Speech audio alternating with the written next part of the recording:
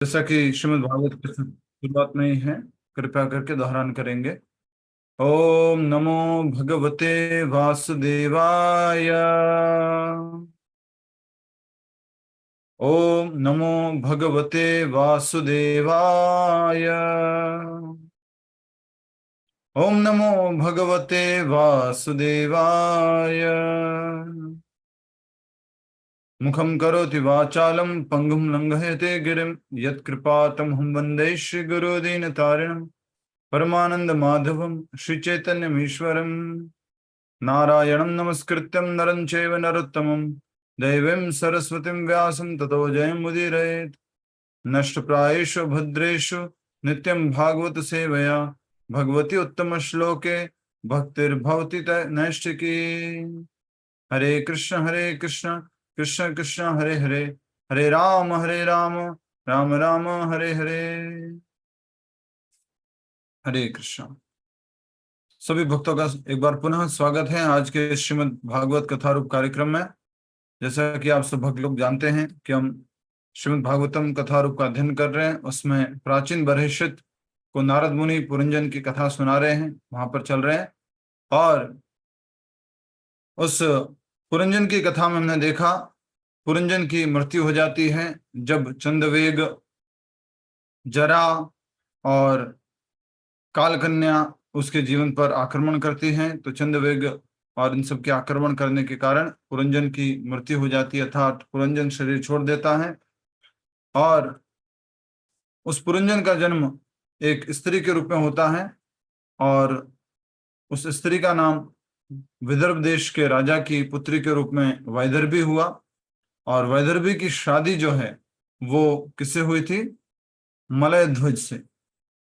Malay ध्वज जो है वो बहुत ही भगवान के भक्त थे और अच्छे से सब कुछ अपना अभ्यास करने के बाद एक समय ऐसा आया कि मलय ध्वज की भी मृत्यु हो गई। हमने यहां तक पढ़ लिया था, राइट? वैदर्भी की जो बातें थी यहां तक हमने पढ़ लिया था। तो एक बार थोड़ा सा रिवीजन हो जाए। इस प्रकार मलय ध्वज ने अपने मन को पूर्ण पुरुषोत्तम भगवान पर केंद्रित करने के लिए अपनी प्राण वायु और इंद्रियों को नियंत्रित किया। अंततः कुलाचल में 100 दिव्य वर्ष 36,000 सौर वर्ष रहने के पश्चात राजा को जीवन की सर्वोच्च पूर्णता अर्थात भगवान की शुद्ध भक्ति प्राप्त हो गई। मलय ध्वज अपने हृदय में अपने निकट बैठे परमात्मा को स्पष्ट देखने लगे। तो कई बार ये प्रश्न आता है कि क्या परमात्मा का दर्शन कर सकते हैं? मलय ध्वज भक्ति में सर्वोच्च सिद्धि को प्राप्त कर चुके थे, इसलिए हृदय में अपने निकट बैठे परमात्मा को देख पा रहे थे। भगवान से प्रत्यक्ष निर्देश प्राप्त करने के कारण वे सृष्टि की प्रत्येक वस्तु को हर दृष्टिकोण से समझ गए। अब वे पूर्ण कृष्ण भावना की अवस्था में स्थित थे। श्री कृष्ण से विलग प्रत्येक कार्य को अनावश्यक एवं माया जानकर उन्होंने भौतिक कार्यों से स्वयं को विमुक्त कर लिया। एक समय आता है जब हमें अपने आप को भौतिक कार्यों से मुक्त कर लेना होता है। कल जब शनिवार को कथा हुई थी तो हमने समझा था, जैसा कि आप सब लोग याद कर रहे होंगे, और दोबारा से आपको थोड़ा सा ध्यान आकर्षित करने के लिए एटलीस्ट श्रीमद् भागवतम कथा के माध्यम से, भगवत गीता की कथा के माध्यम से हमें मालूम पड़ता है कि एक उम्र के बाद या इस उम्र की अवस्था में हमें ये कार्य करने हैं। सभी प्रकार के भौतिक कार्यों को त्याग करके मात्र कृष्ण भावनामृत के कार्यों में लगना है, ऐसा हम लोगों को क्लियर हो जाता है। तो उसी प्रकार ये जो मलय ध्वज थे उन्होंने अपने आप को सारे भौतिक कार्यों से विलग कर लिया और कृष्ण भावनामृत में लगे रहे। महारानी वैदर्भी के लिए अपने पति से बढ़कर अन्य कुछ नहीं था। उनकी सेवा के लिए उसने सब कुछ त्याग दिए, सब सुख त्याग दिए और पति की तपस्या में उनका साथ देने लगी। मलय ध्वज गुरु की प्रतिनिधि हैं और वैदर्भी शिष्य के। ये इंपॉर्टेंट बात है जो हमें समझनी है। सेम बात हमने समझी थी, कोई बता सकता है और कहाँ समझी थी? गुरु और शिष्य का संबंध किस प्रकार होना चाहिए, इसी प्रकार की बात हमने पिछली जो कथा हुई थी उसमें भी समझी थी। किस किस के बीच का संबंध, कोशिश कीजिए। हमने जो कथा समझी थी,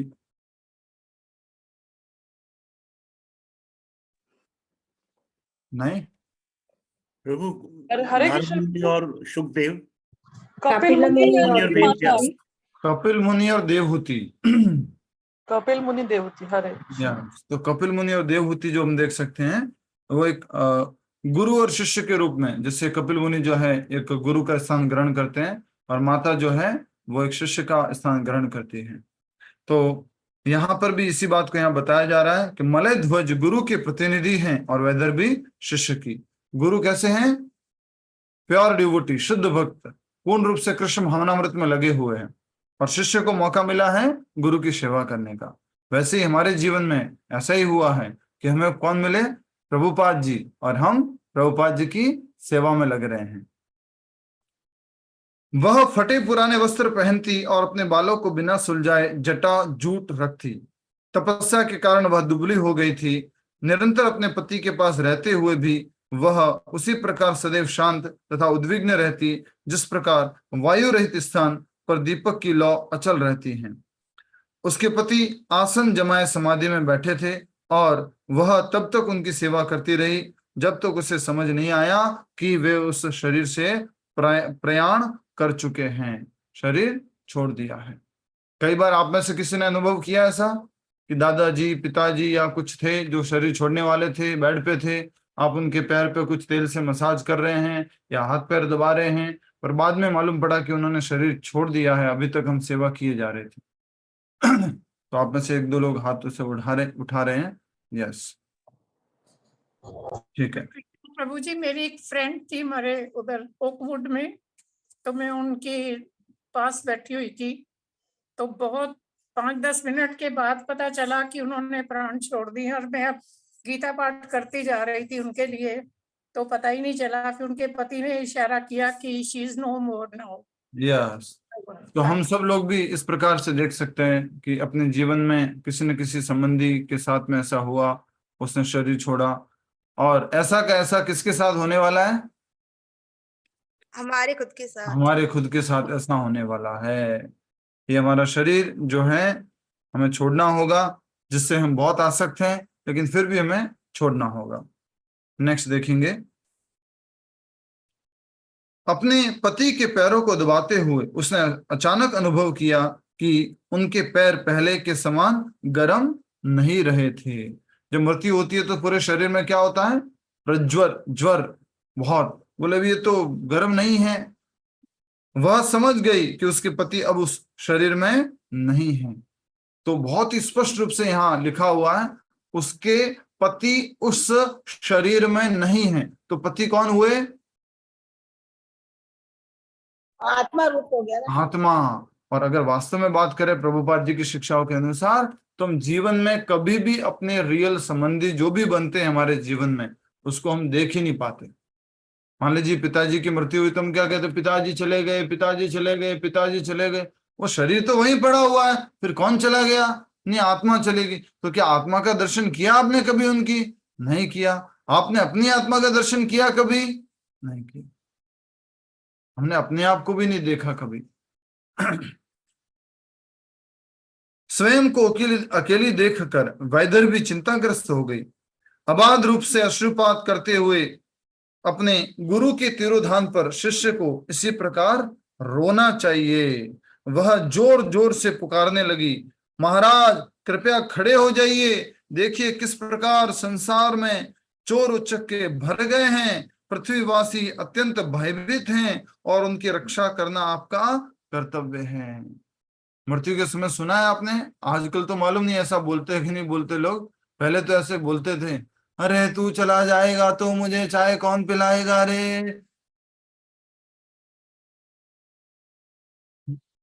सुबह उठ के कौन बोलेगा माता जी प्रणाम। ऐसे वो रोते रोते समय बोलते हैं। यस और नो? याद है? जब मृत्यु हो जाती है तो ऐसे बोलते हैं।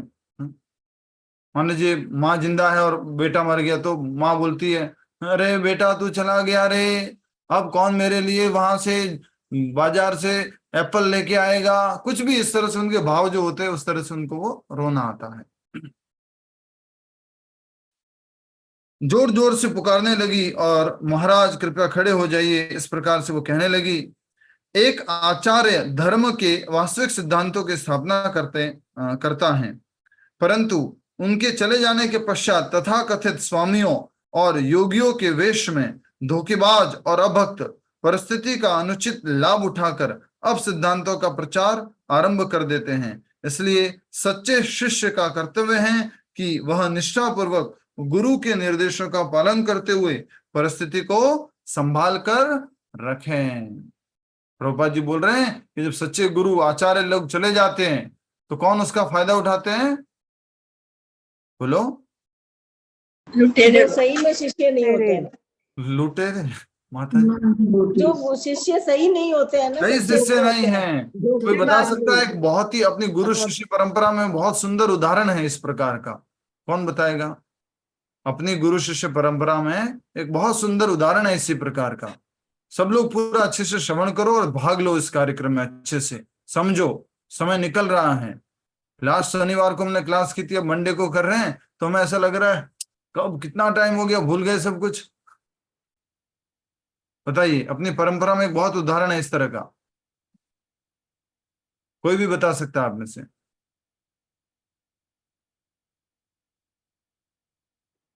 नहीं, अपनी परंपरा में इस तरह से उदाहरण है सेम जो प्रभुपाद जी यहाँ बात लिख रहे हैं यहाँ पर। हरे कृष्णा प्रभु जी। जी प्रभु जी, भक्ति सिद्धांत सरस्वती ठाकुर के जाने के बाद जो उनके शिष्यों में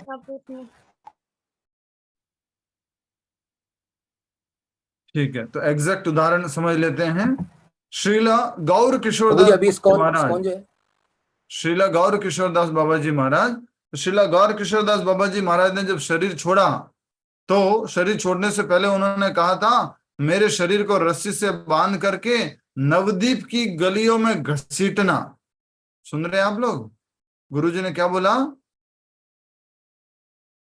रस्सियों से बांध करके गलियों में, नवद्वीप की गलियों में घसीटना। उषा माता जी सुना आपने? उषा भूषण माता जी, ठीक है। जी। तो नवद्वीप की गलियों में मेरे शरीर को घसीटना। और जो गौर किशोरदास बाबा जी महाराज थे वो उत्तम श्रेणी के भक्त थे, तो सब लोग चाहते थे कि जो गौर किशोरदास बाबा जी महाराज की पहचान है उनके बाद मुझे मिले, मैं इनके शिष्य के रूप में जाना जाऊं। तो उन्होंने क्या किया, बाद में सारे कुछ अलग अलग प्रकार के अपने आप को गौर किशोरदास बाबा जी महाराज का शिष्य कहने वाले लोग आए। वास्तव में कोई शिष्य उनका नहीं था, आए वो और गौर किशोरदास बाबा जी महाराज के शरीर को बोलते हैं ये मेरे गुरुजी है, मैं इनको लेके जाऊंगा, ये मेरे गुरुजी है, मैं इनको लेके जाऊंगा, तुम्हारा अधिकार नहीं है, मेरा अधिकार है। वो लड़ने लग गए वहां पर। और फिर किसी ने उनके पैरों में रस्सी बांधी, चलो मैं खींच के लेके जाऊंगा नवद्वीप की गलियों में। उस समय बीच में कौन आते हैं वहां पर? उनके रियल शिष्य और जो उनके ही द्वारा दीक्षित थे, वो कौन है? भक्ति सिद्धांत सरस्वती ठाकुर महाराज। यस, भक्ति सिद्धांत सरस्वती ठाकुर महाराज। और वो आकर के कहते हैं रुको, तुम्हारे में से कोई भी गौर किशोरदास बाबा जी महाराज का शिष्य नहीं है, मैं एकमात्र गौर किशोरदास बाबा जी महाराज का शिष्य हूं, जो उनके द्वारा प्रमाणिक रूप से बनाया गया शिष्य हूं। फिर वो कहते हैं, थोड़ा स्ट्रॉन्ग शब्द उपयोग करते हैं, आप लोगों को अगर याद होगा तो, कि अगर आप गौर किशोरदास बाबा जी महाराज के शिष्य हो तो पिछले 1 साल में किसी ने भी स्त्री संग नहीं किया हो वो सामने आ जाए। 1 साल छोड़िए, 6 महीने में किसी ने स्त्री संग नहीं किया हो वो सामने आ जाए।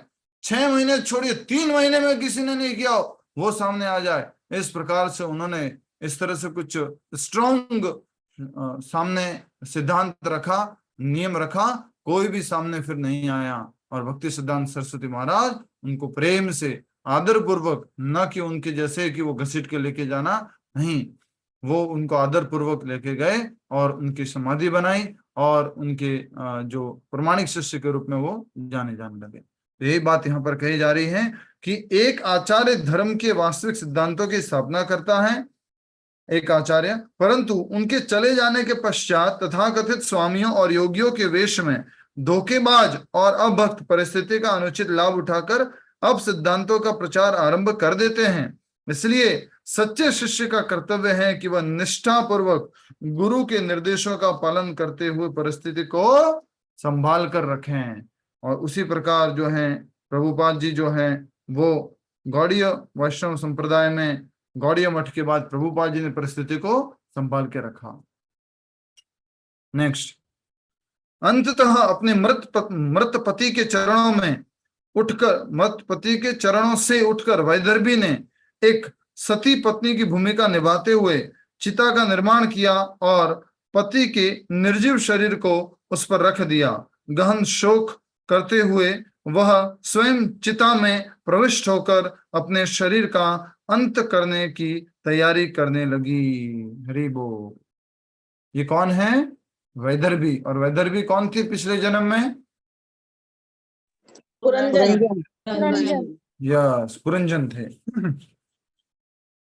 गुरु के प्रति समर्पित शिष्य को चाहिए कि वह अपने गुरु के मिशन में असफल होने के स्थान पर अपने शरीर का अंत कर दे। ये थोड़ा और स्ट्रॉन्ग शब्द लिखे हैं कि अगर कोई गुरु के मिशन को प्रचार नहीं कर पा रहा है, उनकी सेवा नहीं कर पा रहा है, तो उसको अपना जीवन त्याग देना चाहिए।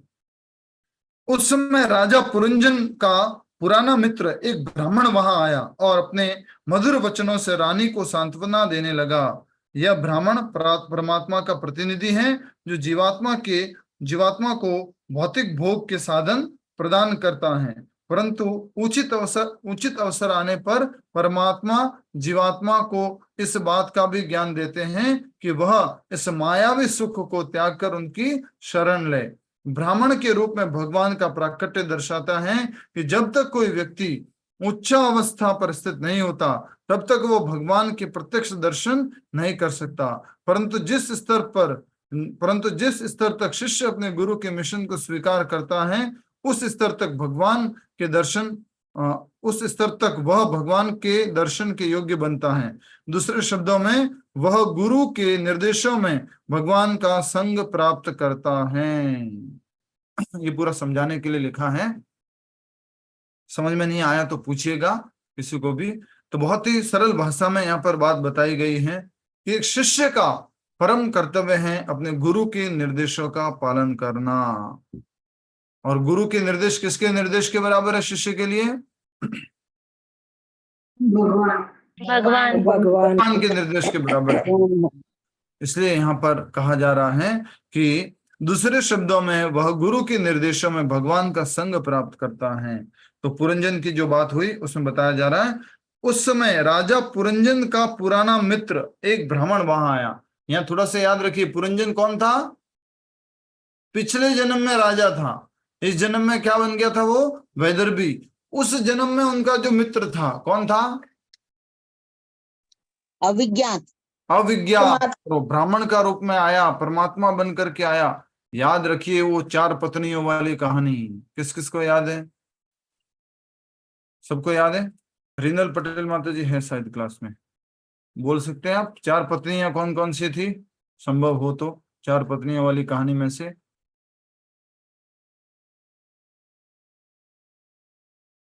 कोशिश कर सकते हैं, जो भी मैंने जिनका नाम लिया। ममता पटेल माता जी, 4 पत्नियां कौन कौन सी हैं?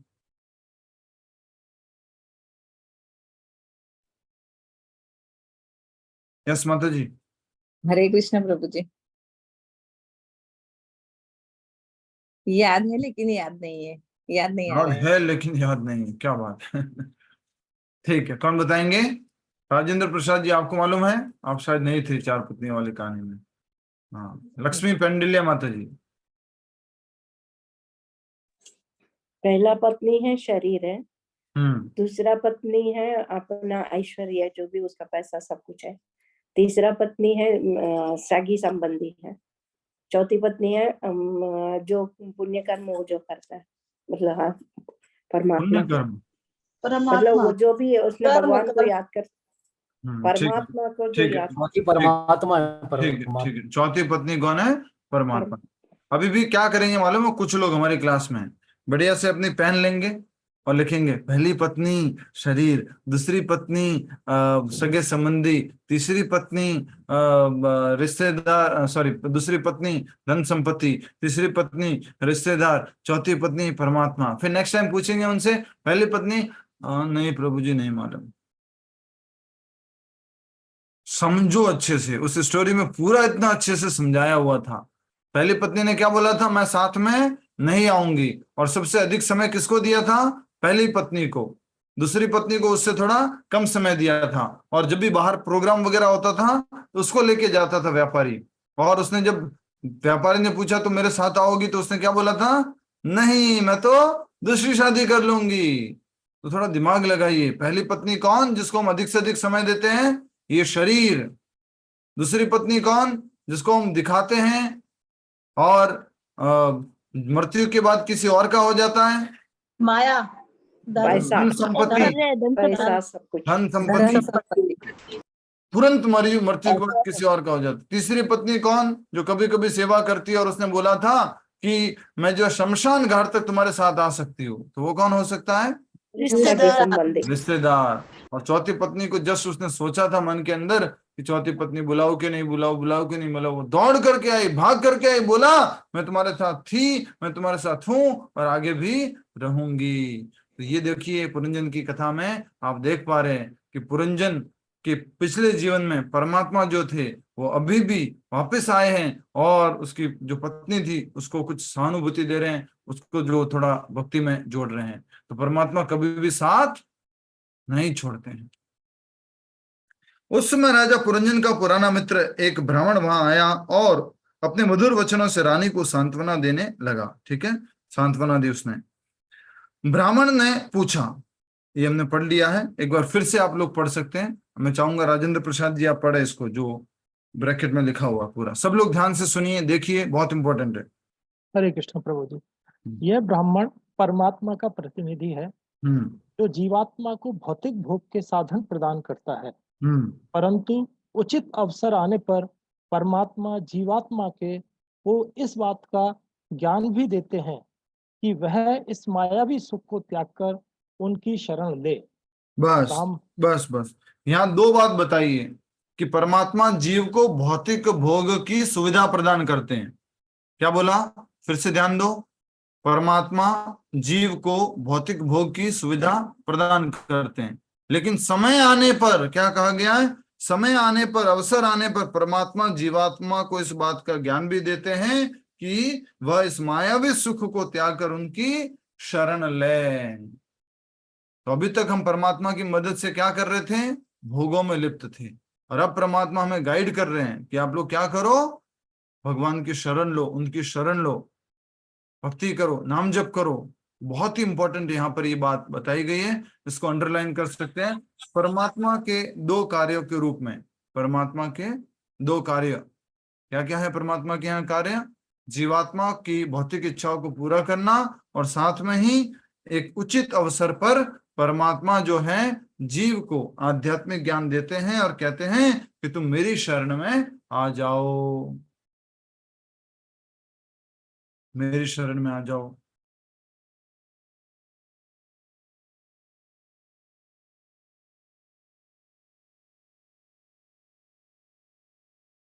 ठीक है, नेक्स्ट पढ़िए। ब्राह्मण ब्राह्मण के रूप में भगवान का प्राकट्य दर्शाता है कि जब तक कोई व्यक्ति उच्च अवस्था पर स्थित नहीं होता तब तक वह भगवान के प्रत्यक्ष दर्शन नहीं कर सकता। परंतु ब्राह्मण के रूप में भगवान का प्राकट्य दर्शाता है कि जब तक कोई व्यक्ति उच्च अवस्था पर स्थित नहीं होता तब तक वो भगवान के प्रत्यक्ष दर्शन नहीं कर सकता। मतलब क्या हुआ इसका, यस कोशिश कीजिए। भगवान की भक्ति, शुद्ध भक्ति में, जब तक हृदय शुद्ध नहीं होता। यहाँ पर ये लिखा ना, ब्राह्मण के रूप में भगवान का प्राकट्य, तब तक वो उनको पहचान नहीं पाएंगे कि वो परमात्मा के रूप में आए हैं। ब्राह्मण गुरु के रूप में, ब्राह्मण के रूप में, गुरु के रूप में। जब तक वो शुद्ध सत्व में स्थित नहीं होता। हरे कृष्ण प्रभु जी। ठीक है, ठीक है। तो जब तक हम शुद्ध भक्ति के स्तर पर नहीं आएंगे तो तब तक स्वयं भगवान जो है हमें दर्शन नहीं देते हैं। तो यहाँ पर किस रूप में आ गए? हृदय से कैसे गाइड कर रहे थे? परमात्मा के रूप में। अभी बाहर आकर कैसे गाइड कर रहे हैं? ब्राह्मण के रूप में। ठीक है, नेक्स्ट। परंतु जिस स्तर तक शिष्य अपने गुरु के मिशन को स्वीकार करता है, उस स्तर तक वह भगवान के दर्शन के योग्य बनता है। यस। दूसरे शब्दों में हाँ, वह गुरु के निर्देशों में भगवान का संग प्राप्त करता है। यस। तो शुरुआत में हम भगवान को प्राप्त करते हैं किस रूप में? बोलो। यहाँ पर बहुत ही दिल को शांति देने वाली बात लिखी गई है। ऐसा हमने पढ़ा था, ऐसा हमने सुना था। आज हम यहाँ पर साफ साफ देख रहे हैं कि एक तो परमात्मा हृदय में बैठे हुए हैं और परमात्मा स्वयं बाहर आते हैं किस रूप में? गुरु रूप में। ये बहुत इंपॉर्टेंट बात कही है। दूसरे शब्दों में वह गुरु के निर्देश में भगवान का संग प्राप्त करता है। तो ये बहुत महत्वपूर्ण बात है, इसको अंडरलाइन कर लीजिए। जिस स्तर तक शिष्य अपने गुरु के मिशन को स्वीकार करता है, उस स्तर तक वह भगवान के दर्शन करने के योग्य बनता है। दूसरे शब्दों में वह गुरु के निर्देशों में भगवान का संग प्राप्त करता है। ब्राह्मण ने पूछा, तुम किसकी पत्नी अथवा पुत्री हो? कौन है ये ब्राह्मण? परमात्मा, भगवान, परमात्मा। परमात्मा पूछ रहे हैं कि तुम किसकी पत्नी अथवा पुत्री हो? या भूमि पर लेटा या पुरुष कौन है? प्रतीत होता है कि तुम इस मृत शरीर पर शोक कर रही हो। स्त्री ने उत्तर दिया कि वे उसके गुरु हैं और उनकी अनुपस्थिति में वह अपने कर्तव्यों के प्रति भ्रमित हैं। ऐसी परिस्थिति में यदि कोई भक्त गंभीर है और गुरु के निर्देशों का पालन करने से शुद्ध हो चुका है, तो परमात्मा हृदय के भीतर से उसे प्रत्यक्ष दिशा निर्देश करते हैं। तभी साक्षात, अभी तो खाली ये अंदर ब्रैकेट वाली बात को थोड़ा समझिएगा जो बताया जा रहा है तो किस हिसाब से है। तो ब्राह्मण ने मात्र पूछा है, किससे पूछा? ब्राह्मण ने शिष्य से, वैदेही नहीं, वैदर्भी से पूछा। वैदेही। सीता मैया को कहाँ लेके आ गया? वैदर्भी। तो वैदर्भी से पूछा ब्राह्मण ने, तुम किसकी पत्नी अथवा पुत्री हो? ये पुरुष कौन है लेटा हुआ? ऐसा लग रहा है कि कोई मृत व्यक्ति है, उसके लिए तुम शोक कर रही हो। क्या तुमने मुझे पहचाना नहीं? मैं तुम्हारा सनातन मित्र हूं और पहले भी अनेक बार तुमने मुझसे परामर्श किया है। चाहे तुम मुझे न पहचानो, परंतु क्या तुम भूल गई कि तुम्हारा एक बहुत ही अंतरंग मित्र था? दुर्भाग्यवश तुमने इस संसार में भोक्ता बनने के लिए मेरा संग त्याग दिया। वाह, एक बार बोल दो, वाह, हरि बोल। हरि बोल। स्वयं भगवान बोल रहे हैं, ध्यान दो इस बात पे। हरि बोल। हम सबको बोल रहे हैं, हम में से एक एक को बोल रहे हैं। ठीक है, आप सब लोग ऐसे इमेजिन करो, अभी ऐसे सोचो कि स्वयं ठाकुर जी परमात्मा स्वरूप में भगवान श्री कृष्ण अब आपको बोल रहे हैं। क्या बोल रहे हैं? क्या तुमने मुझे पहचाना नहीं? नहीं, आप कौन? आप कौन? नहीं पहचाना। देखो अब क्या होता है, मैं तुम्हारा सनातन मित्र हूं। सनातन मित्र, इस नाम से तो कोई मेरा मित्र नहीं था। नहीं, सनातन का मतलब इस जन्म में भी तुम्हारा मित्र, पुराने जन्मों में मित्र, कई लाखों वर्ष पहले भी मैं तुम्हारा मित्र, अभी भी मित्र, आगे भी मित्र, हर समय मैं तुम्हारा मित्र रहूंगा। मैं तुम्हारा सनातन मित्र हूं। मुझे इस लाइन से आगे बढ़ने की इच्छा नहीं हो रही है। भगवान स्वयं कह रहे हैं कि मैं तुम्हारा सनातन मित्र हूं। अभी कुछ लोग नहीं सुन रहे तो फिर से सुनो इस बात को, पढ़ो इसको। वैदर्भी को कह रहे हैं, क्या तुमने मुझे पहचाना नहीं? सोचो, ये आ रहे ठाकुर जी और बोल रहे, क्या तुमने मुझे पहचाना नहीं? मैं तुम्हारा सनातन मित्र हूं। और भगवत गीता में भगवान ने बोला है, सुहृदम सर्वभूतानाम, मैं सभी जीवों का सनातन मित्र हूं। और पहले भी अनेक बार तुमने मुझसे परामर्श किया है। चाहे तुम मुझे न पहचानो, परंतु क्या तुम भूल गई कि तुम्हारा एक बहुत ही अंतरंग मित्र था? दुर्भाग्यवश तुमने संसार में भोक्ता बनने के लिए मेरा संग क्या कर दिया है, त्याग दिया है। मेरी तो याद आती नहीं तुम्हें, तुम तो बस पहली पत्नी और दूसरी पत्नी के साथ में खुश रहते हो। समझ में आया आपको? शरीर और धन संपत्ति उसमें खुश रहते हो, और थोड़ा बहुत और अगर तुम परेशान हो जाते हो तो अपने रिश्तेदारों के पास चले जाते हो, लेकिन मेरे पास तो नहीं आते हो। मेरा स्मरण तो तुम्हें नहीं है। बहुत ही सुंदर यहाँ पर ये भगवान की वाणी है, जो कि ब्राह्मण के रूप में आए हुए हैं और बता रहे हैं। दूसरा उदाहरण, एक हरे पेड़ पे दो हरे पक्षी बैठे हैं। एक हरा पक्षी क्या कर रहा है उर्मिल माता जी? एक हरा पक्षी क्या कर रहा है उर्मिल माता जी? एक हरा पक्षी फल खा रहा है, और दूसरा हरा पक्षी? दूसरा हरा पक्षी उसी को देख रहा होगा। ये आपने वैसे कई बार ही बताया प्रभु जी, मुझे याद नहीं आ रहा। ये पता है एक दो पक्षी बैठे थे, एक खा रहा था, ठीक है, दूसरा उत्तर सही है, दोनों उत्तर सही है। अच्छे से याद रखना इस बात को ना। एक हरा पेड़ है, हरे पेड़ पे कितने पक्षी बैठे हुए हैं? दो। कैसे कलर के? हरे कलर के। तो हरा पेड़ कौन? ये शरीर। उसमें दो पक्षी कौन? एक आत्मा और एक परमात्मा। पहला पक्षी क्या कर रहा है? पेड़ के फलों को खा रहा है। और दूसरा पक्षी क्या कर रहा है? पहले पक्षी को देख रहा है। कब मेरी तरफ मुड़ के देखेगा?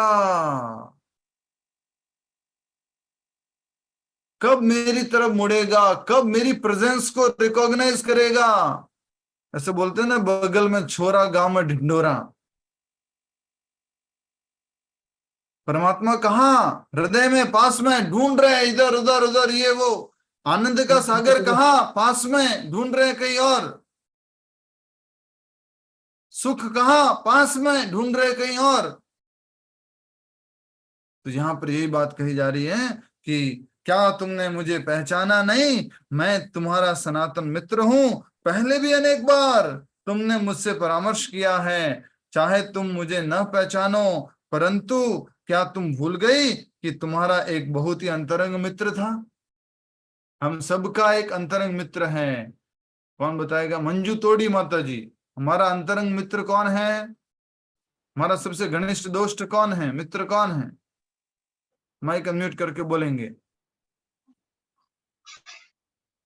मंजू तोड़ी माता जी, बोलिए। यस माता जी बोलिए, इंतजार कर रहा हूं मैं आपका। परमात्मा। नहीं, मंजू तोड़ी माता जी को बोलना था ना। शरीर। किसने बताया शरीर? संतोष गोयल। संतोष गोयल माता जी। तो आप क्या चाहते हैं मेरे से? कुछ नहीं, शरीर कुछ नहीं सही चाहते? नहीं, शरीर सही नहीं है। प्रश्न क्या था? शरीर में प्रश्न क्या था संतोष गोयल माता जी? आत्मा। आत्मा होगा फिर। प्रश्न क्या था ये पूछ रहा हूँ संतोष गोयल माता जी। भूल गई, ध्यान नहीं। अंतरंग मित्र कौन है? हमारा अंतरंग मित्र संतोष माता जी, मेरे से बात करना अभी, ठीक है? अभी बात कर रहा हूँ, मेरे से उत्तर देना। हमारा अंतरंग मित्र कौन है? हमारा मतलब किसका? शरीर, हमारे शरीर का। हम कौन? हम कौन? आत्मा। आत्मा। माता जी आप पहली बार आए क्लास में आज? नहीं। वैसे इतना दिव्य उत्तर क्यों दे रहे हैं आप? हम शरीर हैं? उत्तर दो। आत्मा है। तो फिर क्यों बोल रहे हो शरीर है हम? गलती से।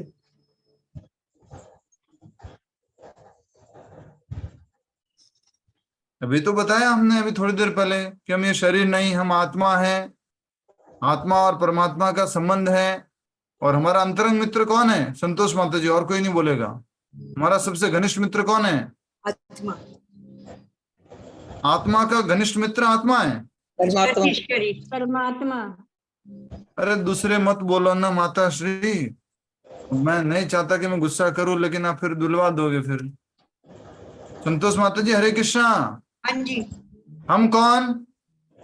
हम आत्मा हैं और आत्मा। आत्मा ने क्या धारण कर रखा है? आत्मा ने शरीर धारण किया हुआ है। किस आधार पर? परमात्मा के आधार पर। कर्मों के आधार पर। किस आधार पर? कर्मों के आधार पर। परमात्मा के आधार पर। ठीक है, आत्मा ने शरीर धारण कर रखा है। आत्मा कौन है? आत्मा कौन है? प्रभु का अंश, परमात्मा का अंश। रुको माते, रुको, आपसे नहीं पूछा अभी। आत्मा कौन है माता जी? संतोष माता जी। परमात्मा का अंश। वाह, शाबाश। आत्मा किसे कहेंगे? कौन है आत्मा? जी नहीं आता। आप कौन है? आत्मा। हाँ, प्रतिभा शर्मा माता जी, माइक बंद रखो ना। हरे कृष्ण प्रभु। माइक बंद रखिए प्लीज। आपसे पूछो तो बताना। संतोष गोयल माता जी, हाँ जी, आत्मा कौन है?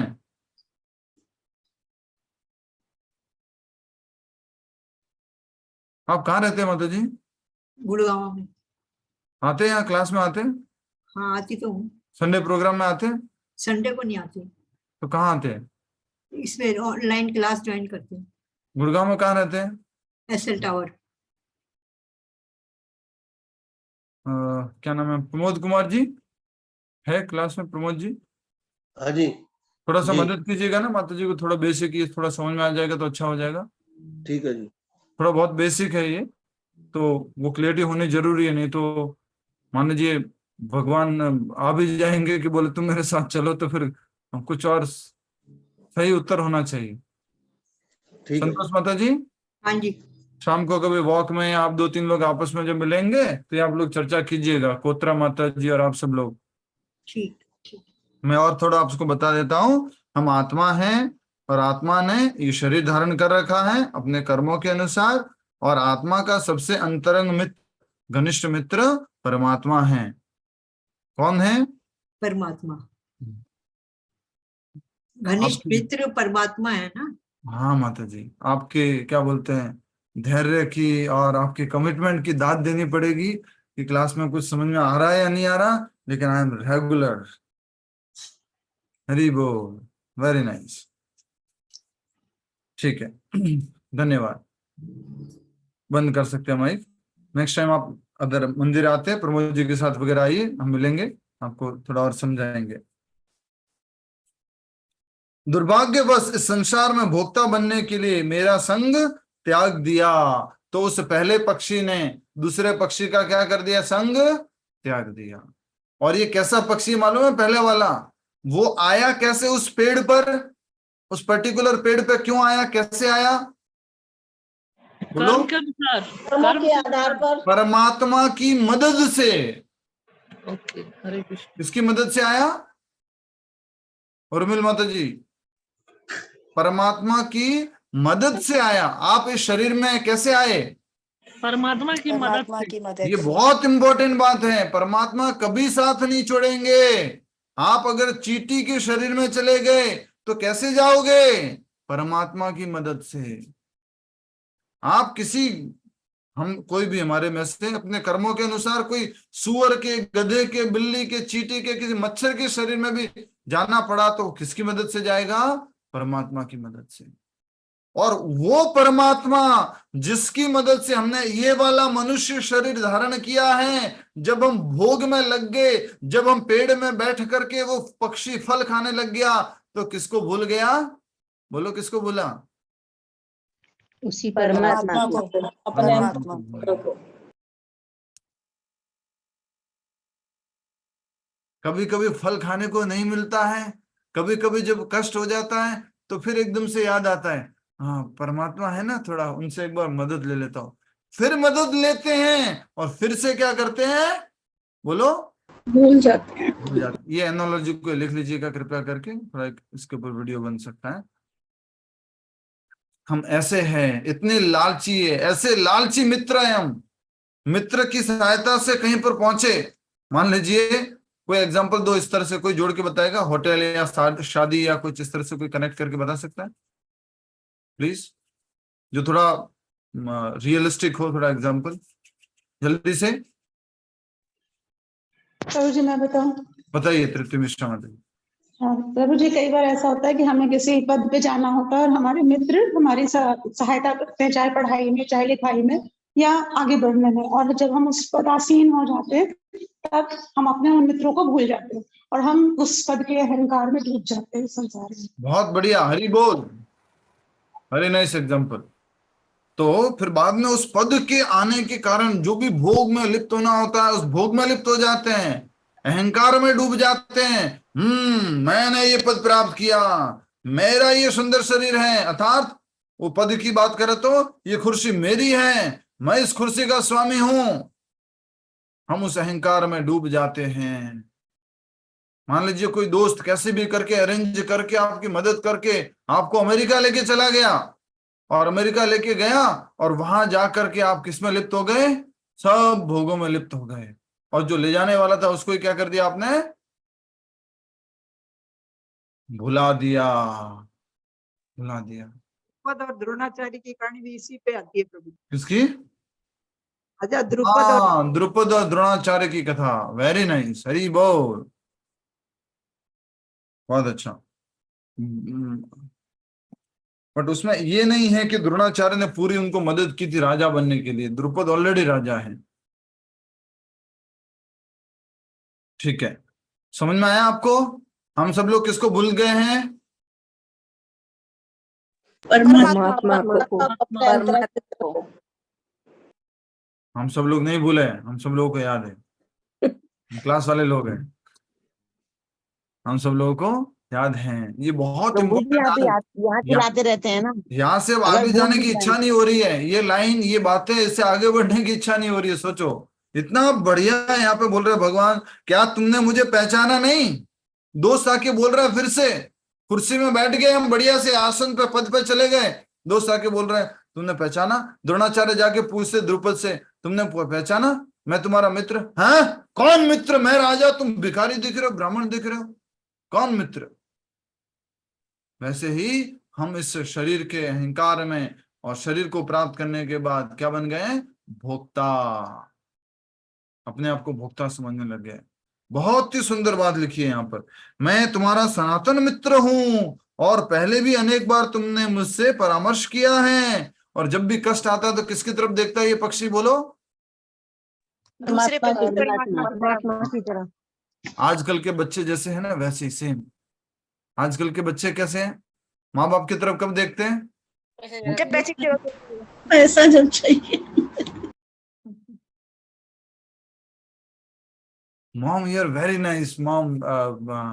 Mom, can we eat together? Can we do this thing together? ये वो बाद में, बेटा तो ये बताना क्या चाहिए क्या? राइट? फिर भूल जाते हैं। बच्चे भी जो है, पानी पीना है तो दौड़ करके फिर आते हैं घर में, पानी पी लिया, खेलने, छोटे बच्चे हैं, खेल रहे हैं, जैसे ही पानी पी लिया उसको फिर वापस से भूल जाते हैं। प्रभु जी एक बात है कि आजकल के बच्चों की गलती नहीं है, बच्चों का पीरियडिकली देखिए आप, उनके माँ बाप ने जो नेटवर्क ठीक नहीं है, आवाज हम तक सही नहीं पहुंच पाती है। तो देखिए फिर से कहा जा रहा है, चाहे तुम मुझे न पहचानो, परंतु क्या तुम भूल गई कि तुम्हारा एक बहुत ही अंतरंग मित्र था? दुर्भाग्यवश तुमने इस संसार में भोक्ता बनने के लिए मेरा संग त्याग दिया। वेरी वेरी इंपॉर्टेंट, भोक्ता बनने के लिए क्या त्याग दिया? परमात्मा का संग त्याग दिया, त्याग दिया, पार्टनरशिप त्याग दी। जब दोनों की मेहनत से किसी चीज को प्राप्त किया था और उस पद को प्राप्त करने के बाद क्या बोला? नहीं नहीं, मैंने अकेले मेहनत की है, मैं ही अकेला इसका फल प्राप्त करूंगा। जस्ट एग्जाम्पल के लिए, थोड़ा हंसाने के लिए कह रहा हूं। मान लीजिए मंदिर में दो प्रभु जी हैं, एग्जाम्पल के लिए, ठीक है, और दोनों प्रभु जी जो है साथ में प्रचार करने के लिए जाते हैं, और एक व्यक्ति जो उनको मिलते हैं मंदिर के लिए, वो जो है अच्छा डोनेशन दे देते हैं, एग्जाम्पल के लिए कह रहा हूं। और जैसे ही वो प्रभु जी को एक व्यक्ति ने उनके हाथ में डोनेशन दिया तो दूसरे प्रभु जी को वो क्या कर देते हैं, एग्जाम्पल कह रहा हूं, देखिए प्रभु जी इन्होंने मेरे हाथ में दिया इसलिए आपके इसमें पार्टनरशिप नहीं है, आपका इसमें कोई श्रेय नहीं। हम सब लोग इसी प्रकार से भगवान को क्या कर देते हैं, बुला देते हैं, टाटा बाय बाय, परमात्मा आपने मुझे शरीर दिला दिया, बस ठीक है अब मैं भोग लूंगा। हे मित्र, हम दोनों की मित्रता चिरकालीन है। वाह, कोई मुझे श्लोक ढूंढ के दे दो भाई, आनंद आ रहा है मतलब। हरे कृष्ण प्रभु जी, इसमें है ना, हंसा वहम च त्वम चार्य सखायो मानसयानो अभूता मंतरा वोकः सहस्त्र परिवत्सरान, ये श्लोक है इसका। हंस का तो भी आएगा, क्या गया, यही है, यही है। अच्छा अच्छा, मैं वो प्रभु जी हरे कृष्णा सॉरी किताब लेके साथ बैठती हूँ। नहीं, बहुत अच्छा किया माता जी। हाँ अब आ गया, ये रहा हंस वाला, ये रहा, अभी जो पढ़ रहे वही हंस वाला आ गया ना। हे मित्र, हम दोनों की मित्रता चिरकालीन है। हम दोनों मानस सरोवर अर्थात एक ही हृदय में एक साथ रहने वाले दो हंस है। परंतु यद्यपि हम दोनों लाखों वर्षों तक साथ रहे हैं, हम अपने मूल घर से बहुत दूर हैं। चूंकि तुमने मेरा त्याग कर दिया है, तुम इस भौतिक संसार जिसका निर्माण बहिरंगी माया ने किया है, मैं नाना स्वरूप स्वीकार किए हैं और विविध योनियों में भ्रमण करते हुए अधिकाधिक भौतिकवादी बन गए हो। हरि बोल, हरि बोल। कितना सुंदर विवरण है, कितना सुंदर। मान सरोवर में, जैसे मान लीजिए एक सरोवर है, उसमें क्या है, दो हंस हैं, और दोनों हंस की मित्रता कब से है, चिरकालीन समय से, बहुत समय से, अनेकों वर्षों से। लेकिन क्या हो गया है, कह रहे हैं कि हे मित्र, तुम तो मुझे भूल गए हो।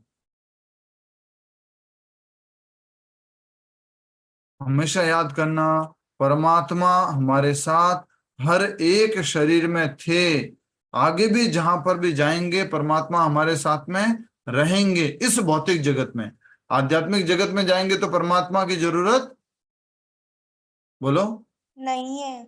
क्यों? क्योंकि वहां कृष्णा खुद है, क्योंकि वहां स्वयं डायरेक्ट द्विभुज मुरलीधर श्याम सुंदर कृष्ण है। ठीक है, हरि बोल। और लिखा हुआ है कि तुमने इस भौतिक संसार में नाना रूप स्वीकार किए। कौन कौन से रूप स्वीकार किए हमने, नाना रूप? सुशीला माता जी, विभिन्न योनिया प्रभु जी। कितनी योनिया? विभिन्न योनिया। कितनी योनिया? 84 लाख 84 लाख योनिया भ्रमण कर रहे हैं। एक भजन है बढ़िया गाया, नाना योनि भ्रमण करे, देखना ये अगर कोई मिल जाए लाइन तो, नाना योनि भ्रमण करे, बहुत सुंदर भजन है ये, आई थिंक भक्तिविनोद ठाकुर महाराज का है, नाना योनि भ्रमण करे, या फिर सर्च कर सकते हैं। तो गुजराती है, गुजराती में भी है क्या? गुजराती में, लेकिन और उसका मीनिंग है कि आबंगलानो बांधनार के, वो मीनिंग और हो गया तो हमें जरूरत नहीं ना, मीनिंग वही चाहिए।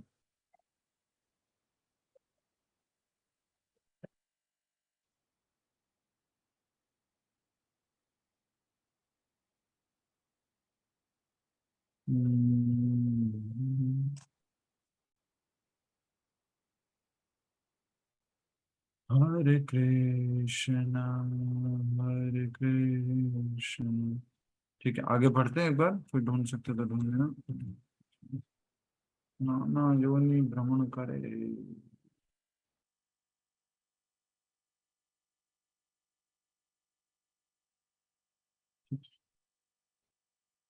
जी, तो हम पढ़ रहे थे कि इंदु सिन्हा माता जी माइक बंद कर सकते हैं, धन्यवाद। जड़ शरीर रूपी नगरी में 5 बगीचे हैं, भोग के 5 विषय, 9 द्वार हैं। भोग के 5 विषय कौन कौन से हैं डॉक्टर नीलम माता जी? भोग के 5 विषय,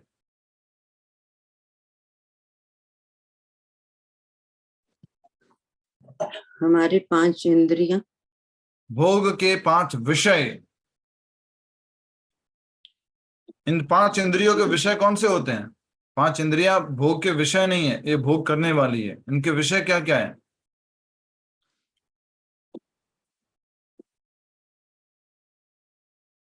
मैं बताऊं प्रभु?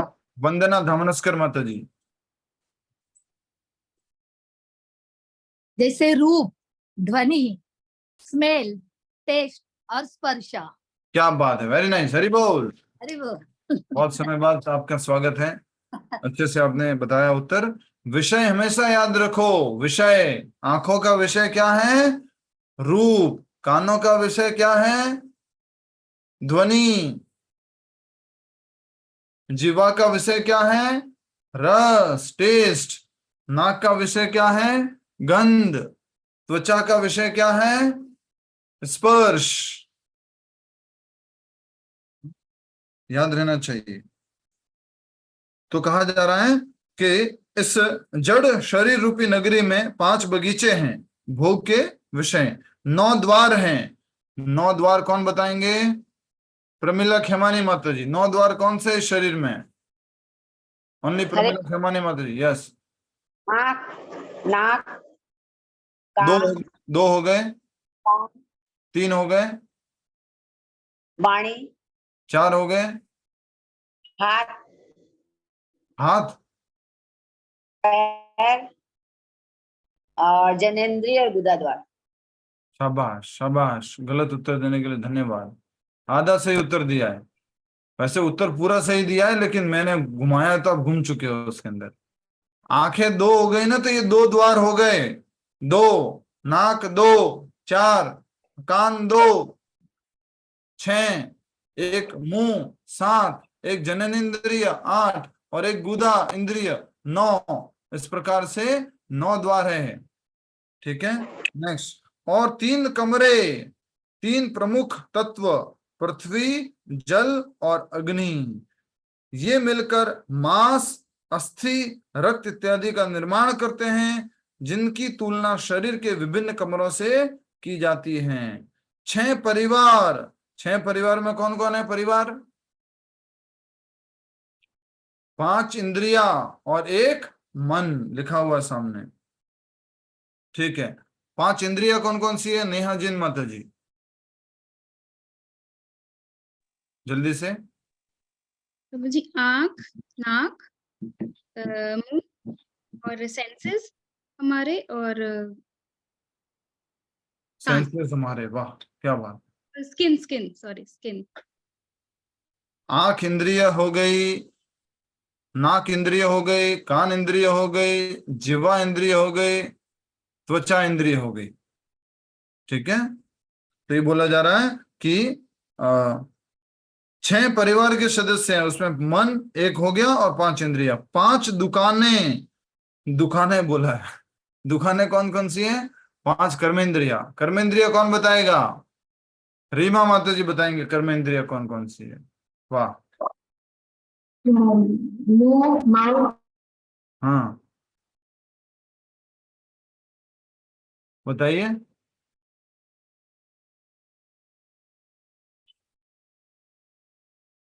अब आपकी आवाज नहीं आ रही, बस माउथ आया था, उसके बाद नहीं आ रही। अब नहीं आ रही आवाज आपकी, बोलिए अब। हाँ आ गई, अब बोलिए। मुंह, हाथ, पैर, जेनिटल्स एंड रेक्टम। यस, तो ये 5 क्या हो गई? कर्मेंद्रिया। इसको क्या बोला गया यहाँ पर? 5 दुकानें। ठीक है, 5 भौतिक तत्व। और 5 भौतिक तत्व कौन कौन से हैं? भावना गुप्ता माता जी। जी हरे कृष्णा प्रभु। वायु, आकाश, अग्नि और जल, वायु, आकाश और पृथ्वी। यस, बहुत बढ़िया, हरि बोल। पृथ्वी, जल, अग्नि, वायु और आकाश। कुछ लोग सोच रहे होंगे प्रभु जी इस पे इतना टाइम क्यों दे रहे हैं, आगे बढ़ो आगे बढ़ो। बाकी लोगों को भी साथ में रखना है, उनको भी आगे बढ़ाना है, उनको भी थोड़ा साथ में रखना है, इसलिए हम थोड़ा समय दे रहे हैं। 5 भौतिक तत्व और इस घर की स्वामिनी एक स्त्री। 5 भौतिक तत्व हो गए और घर की स्वामिनी कौन है? बुद्धि। बुद्धि। भूल गए, मन कैसे बोल रहे हो? पुरंजनी कौन थी? बुद्धि। बुद्धि। ठीक है, नेक्स्ट म्यूट कर दीजिए विवेक जी, धन्यवाद। मित्र, जब तुम भौतिक इच्छाओं रूपी स्त्री के साथ ऐसे शरीर में प्रवेश करते हो तो तुम इंद्रिय भोग में संलिप्त होकर अपने आध्यात्मिक स्वरूप को भूल जाते हो। वास्तव में तो तुम विदर्भ नरेश की पुत्री हो और यह और वास्तव में तो तुम विदर्भ नरेश की पुत्री हो और न ही यह पुरुष तुम्हारा पति है और न ही पिछले जन्म में तुम पुरंजनी के पति थे। तो पहले भी एक ना आएगा, यहाँ पर एक और ना आएगा। कहां पर ना आएगा? भावना साहू जी बताइए, एक और ना आएगा। ना तुम विदर्भ नरेश की पुत्री। यस, वास्तव में न तो तुम, न तो, एक और न लिख लीजिए प्लीज यहाँ पर। वास्तव में न तो तुम विदर्भ नरेश की पुत्री हो, न ही यह पुरुष तुम्हारा पति है और न ही पिछले जन्म में तुम पुरंजनी के पति पुरंजन थे। शारीरिक चेतना में बंद होने के कारण तुम कई बार स्वयं को पुरुष, कई बार स्त्री और कई बार नपुंसक मानते हो। कौन सी चेतना में? Bodily consciousness.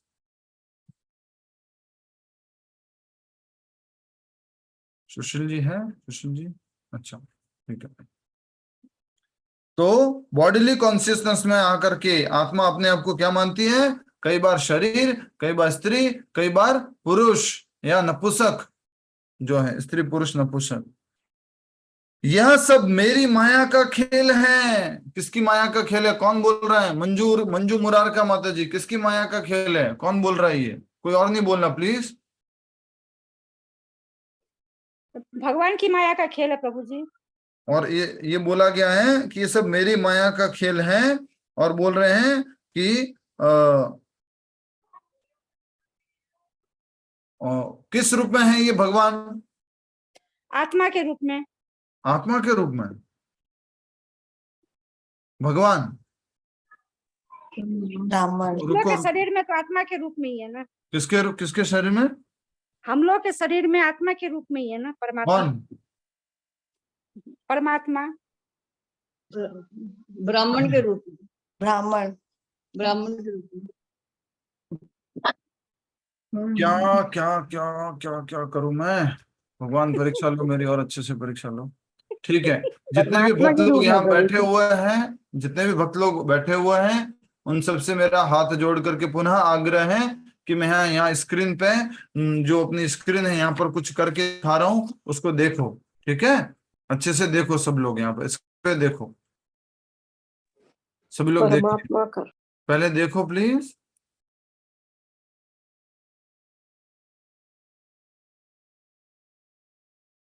दिख रहा है आप सबको? व्हाइट बोर्ड दिख रहा है? जी प्रभु जी। ठीक है, सब लोग ध्यान से देखना। अगर मान लीजिए ये एक मनुष्य का बाहर ही शरीर है, बाहरी शरीर जो किसका बना हुआ है? 5 महाभूतों का, पृथ्वी, जल, अग्नि, वायु, आकाश, ये बाहर का शरीर है। ये चमड़ी, ये खून, ये हड्डियां, ये सब, ये जो ये है, इसको क्या बोलते हैं? बोलो। स्थूल शरीर। स्थूल शरीर, इसको बोलेंगे स्थूल शरीर। ठीक है, SS लिखा है मैंने, स्थूल शरीर। ठीक है, अब इसके अंदर क्या होती है? इसके अंदर क्या होता है? एक और सूक्ष्म शरीर। ये देखिए, ये क्या है? सूक्ष्म शरीर। इसके लिए भी मैंने लिख दिया SS। माउस से लिख रहा हूं मैं, कोशिश कर रहा हूं। ये पहले वाला क्या हो गया? स्थूल शरीर। दूसरे वाला सूक्ष्म शरीर। और इसके अंदर क्या है? आत्मा। ये आत्मा कौन है? मंजू मुरारका माता जी, आत्मा कौन है? मंजू मुरारका माता जी, आत्मा कौन है? आत्मा शरीर है प्रभु जी। ये भगवान, हाँ। आत्मा शरीर कैसे हो गया? शरीर मरता है कि आत्मा मरती है? शरीर मरता है। तो फिर आत्मा और शरीर में कोई भेद नहीं है? कोई व्यक्ति मरता है तो कौन चला जाता है? आत्मा। तो फिर आप आत्मा को शरीर कैसे बोल रहे हो? हम आत्मा हैं। ये कौन है? हम आत्मा है। ये हरिनाम दास है, ये मंजू मुरारका, ये है। ये बाहर का शरीर नहीं है, ये सूक्ष्म शरीर नहीं है, ये स्थूल शरीर हम नहीं है। हम तो क्या है? आत्मा है। आत्मा है। और इनके पास में कौन बैठा हुआ है? परमात्मा। परमात्मा। ये परमात्मा बैठे हैं इनके पास में, परमात्मा बैठे हुए। तो हम क्या नहीं है? हम बाहर का शरीर नहीं है। ये शरीर बाहर का हम नहीं है। ये अंदर का शरीर, सूक्ष्म शरीर, ये भी हम नहीं है। हम तो क्या है? आत्मा। और हमारे साथ में कौन बैठे रहते हैं? परमात्मा। और ये हमारे सबसे घनिष्ठ क्या है? मित्र है। हाँ, समझो। अभी बोला है भगवान ने, ब्राह्मण के रूप में जो आए हुए हैं वो उसको बोल रहे हैं, वैदर्भी को बोल रहे हैं, तुम ना तो वैदर्भी हो, नहीं तुम पुरंजन थे पहले, नहीं तुम ये तुम्हारा पति है, तुम तो क्या हो? बोलो। आत्मा हो। अभी अपने बारे में बोलो सभी लोग। जो लोग थोड़ा सा लग रहा है जिनको प्रभु जी लंबा खींच रहे, प्लीज थोड़ा सा सब भक्तों के हित में आप थोड़ा अपना दीजिए योगदान। कि अभी आप सब लोग अपने आप को बोलो, मैं ये शरीर नहीं हूं। इस शरीर को तो क्या करेंगे लोग बाद में, जब मर जाएंगे तब जला देंगे। तो मैं ये शरीर नहीं हूं। मैं कौन हूँ? आत्मा हूँ। मैं किसी की पत्नी नहीं हूँ। कुछ समय के लिए मेरे को किसी के पति, पत्नी, बेटी के शरीर में डाला गया। मुझे मतलब किसको? आत्मा को। किसको? क्या काम था, हम सोचे दीप्ति आएगी। पूनम माता जी, उसमें चीनी देगी। पूनम माता जी, माइक कौन था आपका? हमने बंद कर दिया। ठीक है, तो सभी लोग बोलिए जो लोग नहीं उत्तर दे पा रहे थे। मंजू मुरारका माता जी और कुछ ये जो संतोष माता जी और 2-3 लोग। हम ये शरीर नहीं है। हम क्या है? आत्मा।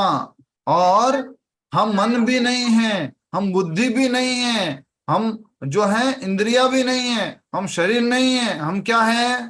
आत्मा। आत्मा।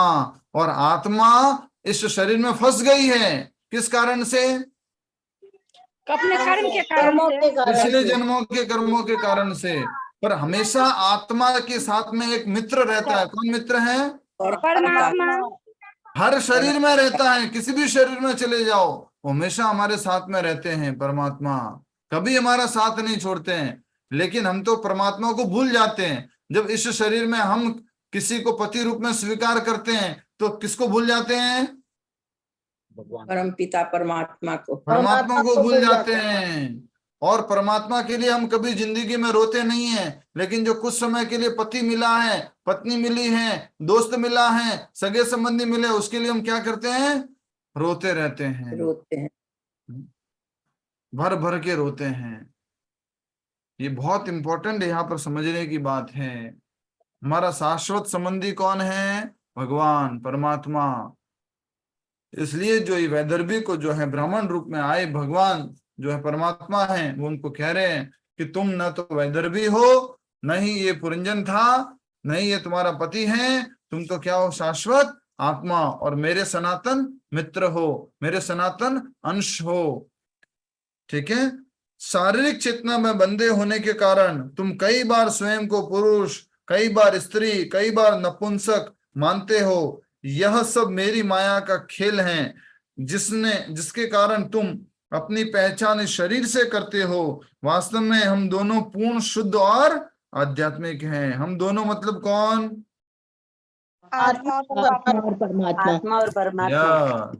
हम शुद्ध हैं, सात्विक हैं, परम शुद्ध हैं, आध्यात्मिक हैं। और इसलिए गुणात्मक दृष्टि से हम दोनों में कोई भेद नहीं है। भगवान और हम दोनों में समानता है। क्या समानता है भगवान और हम दोनों में सुशील जी? भगवान और हम समान है। कैसे? हम कंट्रोलर हैं प्रभु, ईश्वर हम और परमात्मा समान है। कैसे समान है आप बताओ? सुशील जी बताएंगे। अभी जो लिखा हुआ उसके अनुसार बताना है प्रभु। जिस तरह से हमारा शरीर है वैसे भगवान का शरीर भी है। अभी लिखा हुआ है ना, देखो आप उत्तर सही दे रहे हैं, पर जो भी कॉन्टेक्स्ट चल रहा है उस कॉन्टेक्स्ट शुद्ध और मतलब हमारी आत्मा दोनों शुद्ध हैं और आध्यात्मिक हैं। Qualitatively same, quantitatively different. गुणात्मक रूप से हम एक हैं, मात्रात्मक रूप से हमारे में क्या है? भिन्नता है। क्यों गुणात्मक रूप से हम एक हैं? हमारे और परमात्मा में कोई अंतर नहीं है। क्यों? हम उनके अंश हैं, इसलिए हम और परमात्मा यस गुणात्मक रूप से हमारे और उनमें कोई अंतर नहीं है, लेकिन मात्रा में अंतर है। गलती से ये मत कह देना हम और परमात्मा एक ही है। नहीं, हम उनके अंश हैं और वो मूल हैं, वो सागर हैं और हम एक बूंद हैं, और गुण एक ही है बूंद में और सागर में।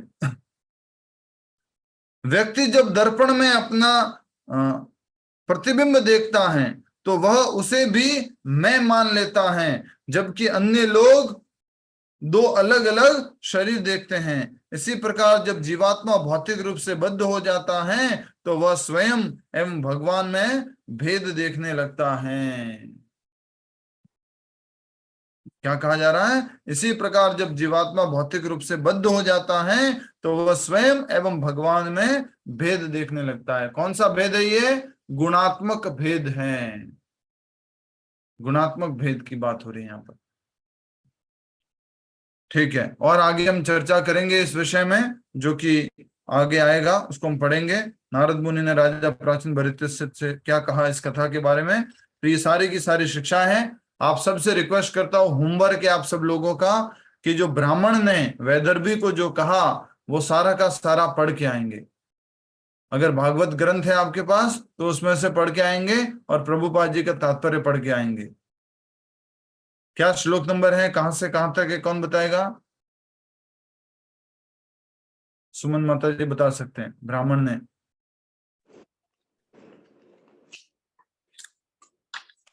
51 से लेके 58 तक। नहीं हाँ नहीं 65, 51 to 65। प्रभु कैंटो चैप्टर भी बताना पड़ेगा ना। बताइए कैंटो कौन सा है? फोर्थ कैंटो 28 चैप्टर 51 श्लोक से ब्राह्मण आते हैं। मतलब मुझे ब्राह्मण उवाच 52 से शुरू होता है। मतलब 51 में वो ब्राह्मण की एंट्री दिखाई, फिर 52 से बोला 65 तक। Fourth canto 28 chapter. लिख लीजिए सब। चौथा स्कंद 28वां अध्याय और 51 से लेकर से 65 श्लोक तक ब्राह्मण बोल रहे हैं। किसको? वैदर्भी को। बहुत ही सुंदर है, स्वयं भगवान बोल रहे हैं। और किस रूप में बोल रहे हैं? एक संबंध रूप में बोल रहे हैं। ऐसे नहीं बोल रहे मैं भगवान तुम शिष्य, नहीं, मैं तुम्हारा मित्र, तुम्हें याद नहीं, तुमने कई बार मुझे याद किया, कई बार तुमने मेरे से सहयोग लिया, तुम्हें याद नहीं, ऐसे करके भगवान बोल रहे हैं। हम दोनों ही शाश्वत है, बाकी सब तो क्या है? टेम्परेरी। ये सत्य को समझना है। हम परमात्मा के लिए कभी नहीं रोते, पर किसके लिए रोते हैं? इस भौतिक जगत में जो सगे संबंधी हैं, मित्र हैं, आदि के लिए रोते हैं। क्यों जयलक्ष्मी माता जी? समझ में आ रही है? जी प्रभु जी। वाह क्या बात है, हरि बोल। आपने भी बता दिया, जीवन में भी सिखा दिया। जीवन में भी सिखा दिया। हाँ हाँ हाँ, बहुत अच्छा। तो देखिए बहुत ही सुंदर ये यहाँ पर वर्णन है। आप लोग अवश्य पढ़े दोबारा, मैं भी अवश्य पढ़ूंगा। और होमवर्क लिख लीजिए आप सभी के लिए। एक और होमवर्क है, सूक्ष्म शरीर क्या होता है, स्थूल शरीर क्या होता है,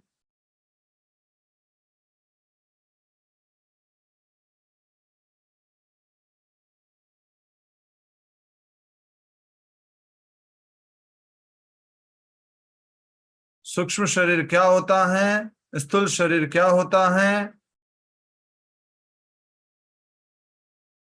और परमात्मा और हमारा क्या संबंध है। और इसको सरल भाषा में लिखिए थोड़ा सा। और शरीर में कितनी आत्माएं हैं, और शरीर में कितनी आत्माएं हैं। वैसे अनगिनत हैं जितने जीव है, छोटे छोटे वो सब हैं। मुख्य रूप से आत्मा और परमात्मा, तो उससे रिलेटेड आपको समझना है। मंजू मुरारका जी, थोड़ा तो ध्यान दे दिया करो, कभी तो ध्यान दे दिया करो। जब देखो तब इधर उधर उधर उधर उधर उधर। इतनी बार निवेदन कर दिया कि भाई 1 घंटा 1.5 घंटा तो दे दो। चलो शुरुआत में नहीं दे पाए, बाद में तो दे, जब बाद में दे, थोड़ा ये 3 बजे का टाइम तो अपने लिए रख लो। प्रभु जी फिर से थोड़ा दोहरा दीजिए, लाइट आज मैं मंदिर चली गई थी, बद्रीनाथ मंदिर चली गई थी, इसलिए टाइम लेट हो गया आपको आने में। हमारी तरफ से प्रणाम कर लीजिएगा। हाँ, वहीं गई हुई थी मंदिर। ठीक प्रभु जी फिर से दोहरा दीजिए। माता जी, सूक्ष्म शरीर क्या है, स्थूल शरीर क्या है, और इस शरीर में कितनी आत्माएं हैं।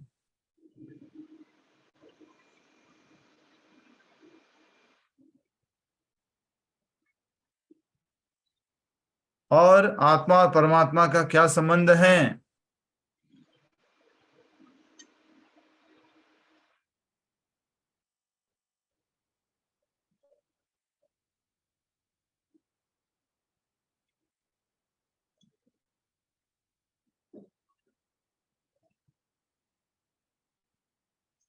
ठीक है, अभी हम जाप करेंगे। कोई भी प्रश्न हो तो पूछ लेना है। इसके बाद स्थूल शरीर, सूक्ष्म शरीर, आत्मा, परमात्मा, कुछ भी पूछना है पूछ सकते।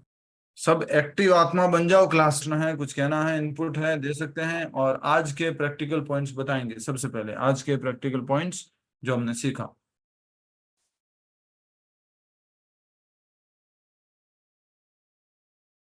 यस मंजू चोड़ी माता जी, कहाँ चले जाते हो जब करने के टाइम में? हाँ हेलो प्रभु जी, हरे कृष्णा। हाँ हरे कृष्णा। जब करने के टाइम कहाँ चले गए थे? प्रभु जी, मुझे जो आप अभी क्वेश्चन आंसर करे तो उसके लिए मैं सॉरी कर रही हूँ। जो आप परमात्मा के बारे में बताए अभी, तो उसका मुझे थोड़ा सा सेंटेंस बताइए ना। कोई इसका बात नहीं, उच्चारण मैं ये पूछ रहा हूँ माला कर रहे थे तब कहाँ गए थे आप? मैं इधर बाथरूम गई हुई थी। मैं माला लाइन दूसरी जगह रखी हूँ। मैं छोटे माला बहू नहीं किया आपने अभी हमारे साथ? हाँ? माला नहीं किया आपने हमारे साथ? करी हूँ माला, करी हूँ। छोटी माला थी ना, इसी के लिए करी हूँ। देखिए प्रभु जी, छोटी माला से करी हूँ। लड़का की माला लेके करी हूँ प्रभु जी। मैं जप नहीं छोड़ी हूँ प्रभु जी।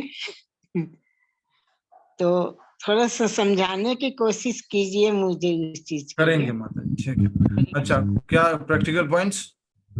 मतलब जैसे आपने अभी बताए थे परमात्मा का और उनका स्मृति का, इस सब चीज का, तो आप उसका कितनी थोड़ा माला करते हैं? मैं 2 माला करती हूँ। ऐसे तो सुबह में घूमती फिरती करती रहती हूँ हरे कृष्ण हरे राम की। हाँ, पूरा मंत्र बोलिए आप। हरे कृष्ण कृष्ण कृष्ण हरे हरे, हरे राम राम राम हरे हरे। यस, ये पूरा मंत्र बोल के 108 बार करेंगे तो 1 माला होगी। अभी तो आपने छोटी माला की है, उसमें कितने मोती है? इसमें तो गिनती तो नहीं करी हूँ मैं इतना। 108 है उसमें? है उसमें 108 मोती हैं? 108 है पंडित। तब तो ठीक है। तो 108 वाली मोतियों की माला पे माला करनी है। ओके, ठीक है, माला पे आप ध्यान दो ज्यादा, अधिक से अधिक। ठीक है गुरु जी, ठीक है। ठीक हरे है, कृष्ण। हरे कृष्ण। हमारे काठमांडू आ रहे 26 तारीख को। आइए प्रभु आइए, एकादशी का मैं तो मुझे बहुत अच्छा खुशी, लगेगा। स्वागत है आपका। 5 स्वागत तारीख है। की जगह रहते हैं। देखते हैं कि हम आते हैं तब आप कहाँ रहते हैं, जैसे होता है ना वो। यही रहूंगी प्रभु जी, कहीं नहीं ठीक है, हरे यही कृष्णा। रहती हूँ मैं। Next practical point please. Yes Krishna Prabhu ji. हाँ, हाँ, गुरु के निर्देश ही भगवान का हमको संग प्राप्त होता है। गुरु के निर्देशों के माध्यम से, गुरु के निर्देशन से ही भगवान का हम संग प्राप्त कर रहे हैं अभी जो हमारी स्थिति है। ठीक बात है। और हरे कृष्णा प्रभु जी। जी माता जी। अपने घनिष्ठ मित्र परमात्मा का साथ कभी नहीं छोड़ना चाहिए। अपने घनिष्ठ मित्र परमात्मा का साथ नहीं छोड़ना चाहिए, ठीक है। और कोई और प्रैक्टिकल पॉइंट? हरे कृष्ण, गुरु के आदेश का अगर पालन किए यानी ईश्वर के साथ हम हैं। यस, गुरु के आदेश का पालन किया अर्थात हम ईश्वर के आदेश का पालन कर रहे हैं। गुरु और ईश्वर के आदेश में कोई फर्क नहीं है। और कोई? नहीं है। हरे कृष्णा प्रभु जी, हम शरीर नहीं, हम आत्मा है। वाह, क्या बात है, हरि बोल। हम शरीर नहीं, हम आत्मा है। नेक्स्ट। और भी कोई पॉइंट्स प्लीज बताइए, जिनको अच्छा लग, जो मेन अच्छे पॉइंट्स हैं। हरे कोई भी कृष्णा बता प्रभु। सकते हैं। हरे कृष्णा प्रभु। हाँ माता जी। परमात्मा दो कार्य करते हैं, एक तो भौतिक सुख प्रदान करते हैं, दूसरा हमें ज्ञान भी देते हैं कि हम सुख को त्याग कर उनकी शरण में ले जाएं। यस, परमात्मा समय आने पर हमें आध्यात्मिक ज्ञान की तरफ प्रोत्साहित करते हैं और जो जीवात्मा की भौतिक इच्छाओं को पूरा भी करते हैं। हरे कृष्णा प्रभु जी। यस, राजेंद्र प्रभु हमारे जी। साथ आध्यात्मिक लोक में रहेंगे, पर जैसे शरीर है, धन है और रिश्तेदार है, ये यहाँ लोक के लिए ही है। ठीक बात है, सब भौतिक वो जो है यहीं रह जाएगा। इस राजेंद्र जी। हरे कृष्णा प्रभु जी। जिस हिसाब से हम हमारे गुरु के निर्देशों के लिए रेसिप्रोकेट करेंगे, उसी हिसाब से हमें भगवान का संग प्राप्त होगा। और भगवान ने भगवत गीता में भी कहा है कि ये यथामाम प्रपद्यन्ते। तो यहाँ गुरु भगवान के रूप में है। हम जिस प्रकार से गुरु को रेसिप्रोकेट करेंगे, उनके निर्देशों का, उनके आदेशों का, उनके ग्रंथों का पालन करते हुए, उसी हिसाब से हम भगवान का सानिध्य प्राप्त कर पाए। ठीक है, जितना हम गुरु की सेवा करेंगे, उनके निर्देशों का पालन करेंगे, उतनी हम भगवान की सेवा सानिध्य प्राप्त करेंगे। ठीक है। और कोई? हरे कृष्णा प्रभु जी। हाँ माता जी। ये शरीर किसी भी योनि में चले जाए, लेकिन परमात्मा कभी उसका साथ नहीं छोड़ता। हाँ, इसलिए हमें परमात्मा का साथ छोड़ देना चाहिए। हाँ, ये शरीर किसी भी योनि में चले जाए, परमात्मा हमारा कभी साथ नहीं छोड़ते। इसलिए हमें प्रैक्टिकल पॉइंट हो गया, कभी भी परमात्मा का साथ नहीं छोड़ना है, कभी भी परमात्मा को भूलना नहीं है। भगवान हमारे सनातन मित्र हैं। यस, भगवान हमारे सनातन मित्र हैं। ये सब बातें आप पॉइंट समझो, ये बच्चों को बताने वाली बातें हैं, खुद को भी समझने वाली बातें हैं। क्यों भगवान की भक्ति करनी चाहिए, क्यों हमें उनको याद करना चाहिए, सबके प्रश्न के उत्तर है इसमें। हरे कृष्णा प्रभु जी।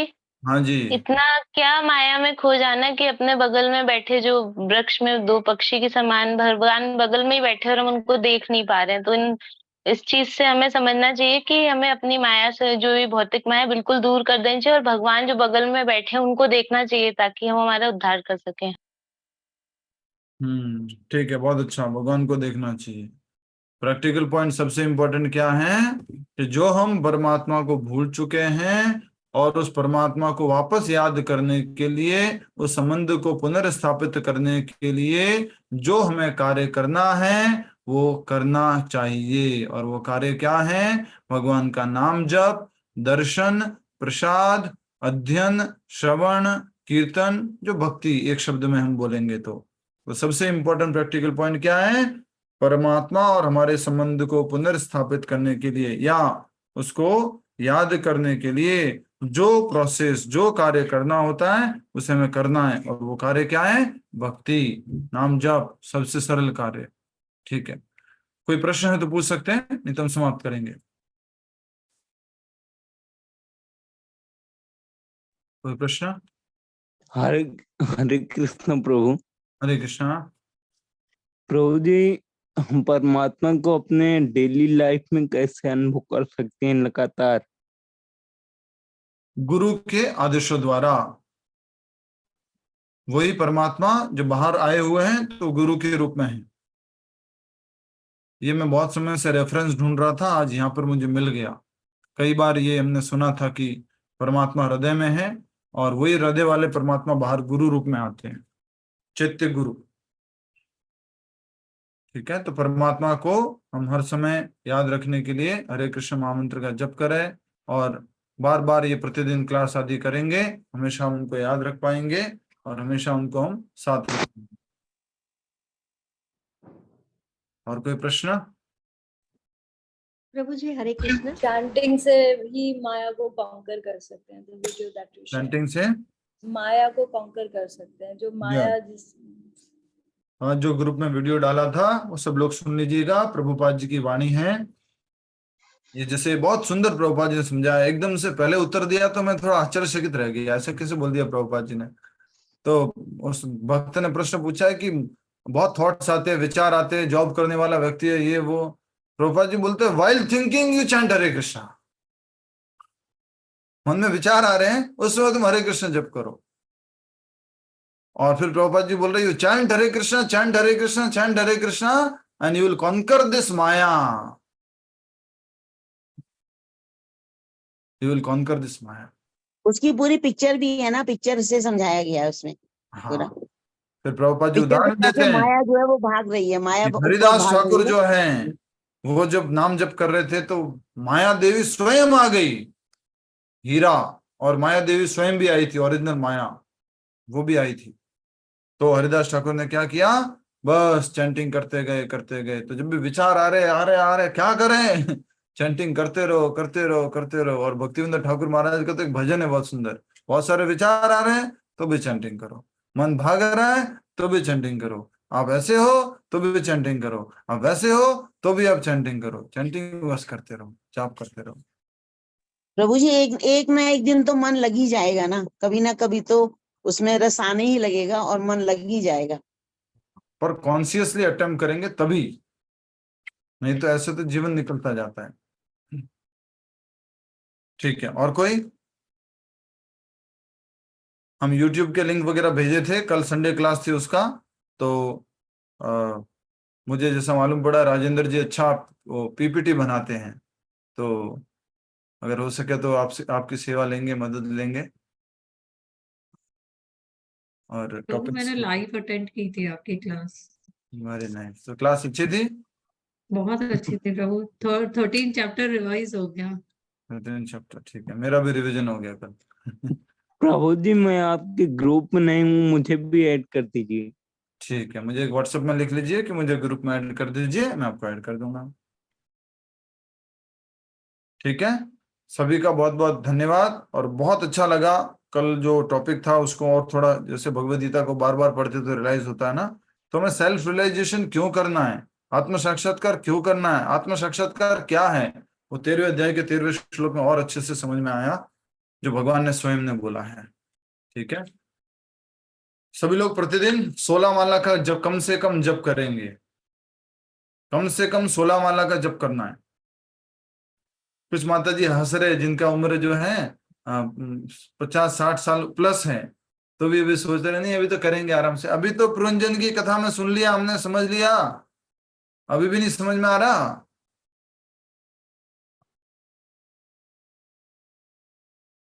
क्या मालूम कौन से? आश्रय सेरेमनी बाकी है, कब होएगी? हाँ, आश्रय सेरेमनी का भी नोटिस आया था। हाँ,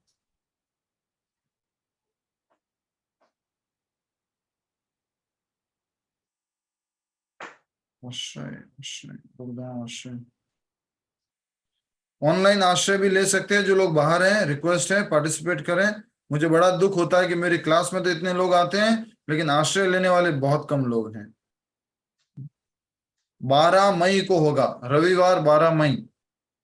ठीक है, रविवार 12 मई। श्रद्धावान सेवक उपासक चरणाश्रय। ठीक है, गाड़ी कौन से दिन है? 5 तारीख को। ओके। नेपाल यात्रा में सीट अवेलेबल है। अभी 2 प्रभु जी जाके आए हैं, चैतन्य प्रभु और